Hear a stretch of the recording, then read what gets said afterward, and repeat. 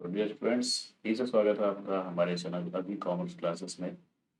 और last class में हमने समझा था कि बिजनेस मैनेजमेंट क्या होता है।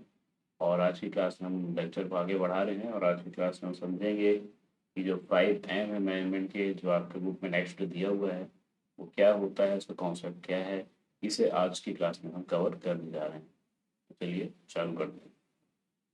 जैसा कि स्क्रीन में आप देख सकते हैं, यहाँ पे 5M आपको लिखा हुआ है, जो कि है आपका man, material, machine, money and methods. तो ये 5M हैं, सभी M से स्टार्ट हो रहे हैं, दैट्स वाई इसको 5M कहा जाता है। तो ये है क्या, ये हमको समझना है।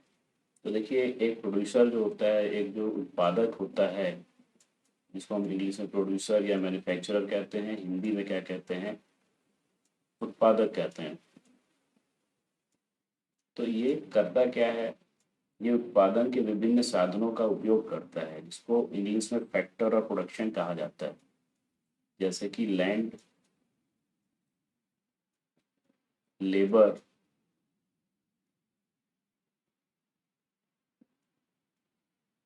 कैपिटल मतलब पूंजी,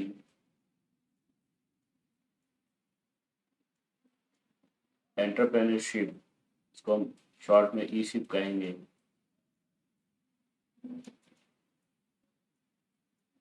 एंड मैनेजमेंट।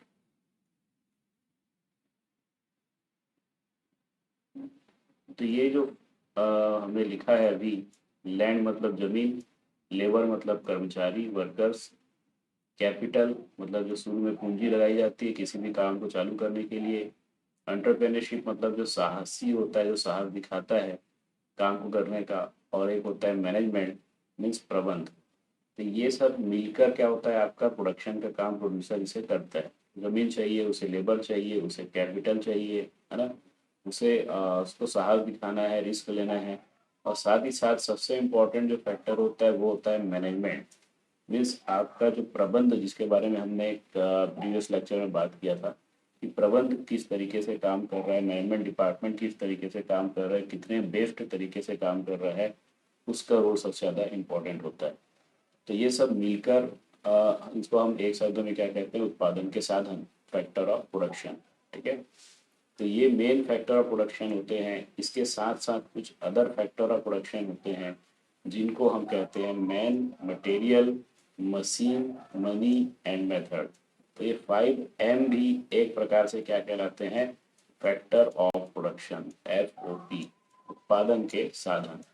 इनके अलावा लैंड, लेबर, कैपिटल, ईशिप एंड मैनेजमेंट के अलावा ये जो 5M है, इसे भी हम कंसिडर करते हैं फैक्टर ऑफ प्रोडक्शन की तरह। तो चलिए वन बाय वन इसको समझते हैं। सबसे पहले देखिए मैन।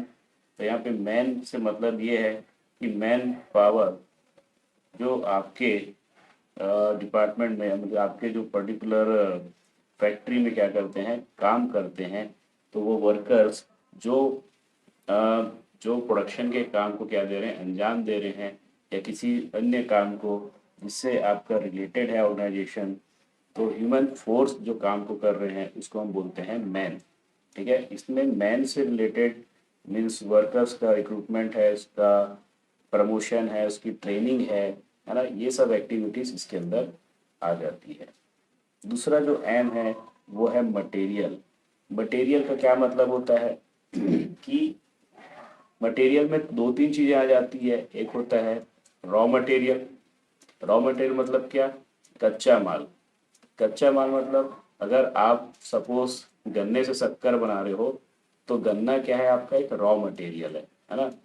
तो गन्ना रॉ मटेरियल है, और गन्ने से क्या बनेगा, शुगर बनेगा, शक्कर बनेगा।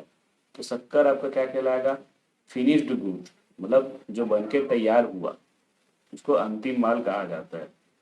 ठीक है। तो शुगर क्या हुआ, एक फिनिश्ड गुड्स। तो ये जो मटेरियल किसकी बात करता है, प्रोडक्शन के समय जो भी आपके मटेरियल्स लग रहे हैं उसके संबंध में यहाँ पे बात जो है किया जाता है, तो उसको हम मटेरियल की कैटेगरी में रखते हैं। उसके बाद मशीन।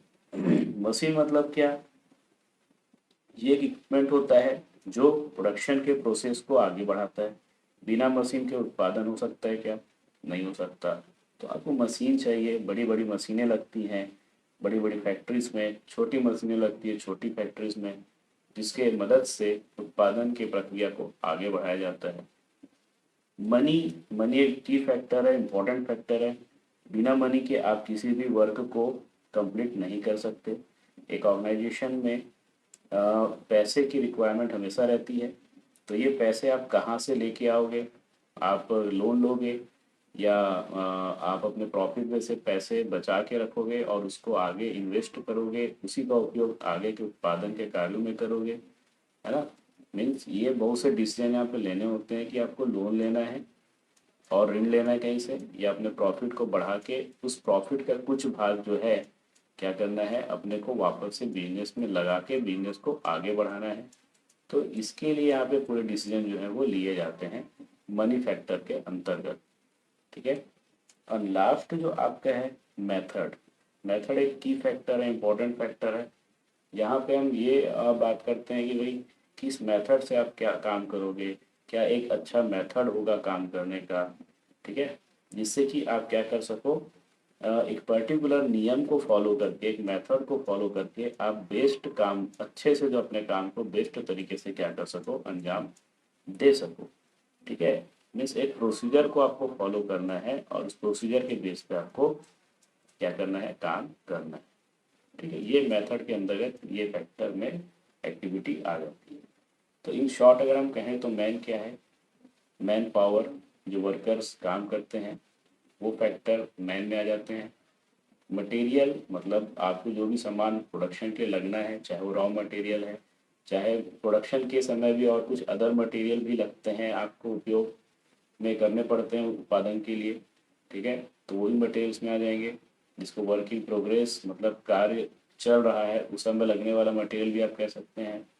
शक्कर जो बन के निकला गन्ने से, हमने एग्जांपल लिया रॉ मटेरियल गन्ने का, तो वो एक फिनिश्ड मटेरियल है। तो कुछ कुछ कैटेगरी होती है मटेरियल की। मशीन, जिस मशीन में ये काम किया जा रहा है गन्ना बनाने का, तो मशीन के अंदर मशीन आ जाएगी। टेक्नोलॉजी, तकनीक का उपयोग।